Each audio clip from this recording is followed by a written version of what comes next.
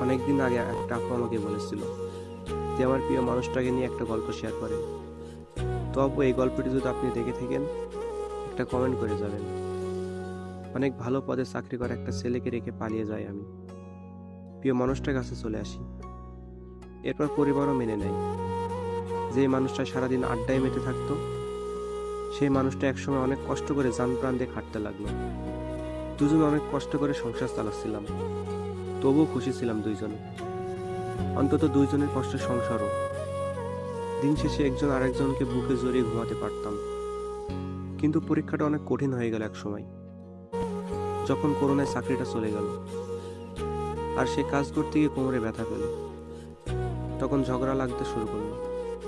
আবার আমরা নিজেরাই নিজেদেরকে বোঝাই, ভাবি হয়তো এটা আমাদের ভালোবাসার পরীক্ষা। আস্তে আস্তে সবকিছু স্বাভাবিক হয়ে গেল। আলহামদুলিল্লাহ, এখন আমরা অনেক ভালো আছি। বেঁচে থাকুক এমন ভালোবাসা সারা জীবন।